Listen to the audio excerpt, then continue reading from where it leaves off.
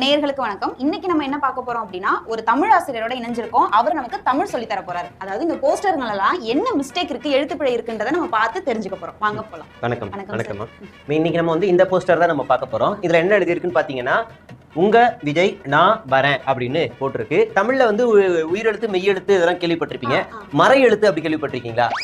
மறை எழுத்து வந்து இவங்க வந்து மறந்துருக்காங்க. அது நடுவுல ஒரு வார்த்தை சேர்த்துக்கிட்டோம் அப்படின்னா இதுக்கு வந்து இந்த சென்டென்ஸுக்கு உயிர் வந்துடும். உங்க விஜய் அதுக்கு கீழே சனிக்கிழமை அப்படின்னு போட்டுருணும்.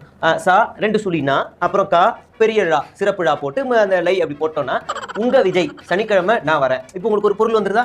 மறை எழுத்தோட உயிர் எழுத்து கொடுக்கும்போது உயிரா அந்த வார்த்தை வந்துடும். சனிக்கிழமை வரும். அப்போ அது சென்டென்ஸ் அவர் சனிக்கிழமை தான் வருவார் அப்படின்றது எல்லாருக்குமே ஈஸியா புரிஞ்சிடும். இப்போ நான் வரேன் அப்படின்னா புதன்கிழமை போய் நின்றுட்டு இருப்பாங்க. அப்படி வரக்கூடாது. அப்ப அந்த சென்டென்ஸ்ல சனிக்கிழமையை நான் சேர்க்கணும். புரியுதுங்களா? அதுல முடிய டேட் கூட போகணும். எல்லா சனிக்கிழமையும் வரனால நமக்கு பிரச்சனை இல்லை. டேட் மென்ஷன் பண்ண வேண்டிய அவசியம் இல்லை. அதனால இது வரும். அடுத்ததா வந்து நம்ம பார்க்க போறது கீழே இதுல இன்னொரு பிரச்சனை இருப்பாங்க. இளைய தளபதி அப்படின்னு இருக்கு. இந்த இடத்துல வந்து பாத்தீங்கன்னா இடையினம் இந்த ஈவர்ல பா வரும்.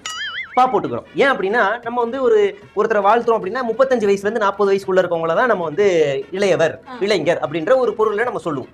இங்க வந்து இவருக்கு வந்து ½ செஞ்சுரி போட்டாரு. 50 வயசு ஆயிடுச்சு இவருக்கு. அப்ப பாதி தாத்தா அப்படின்னும் போது இவருக்கு வந்து பா வந்துடும். அப்ப பழைய தளபதி அப்படி வந்துடும். இந்த போஸ்டர் நம்ம பார்த்துருக்கோம்.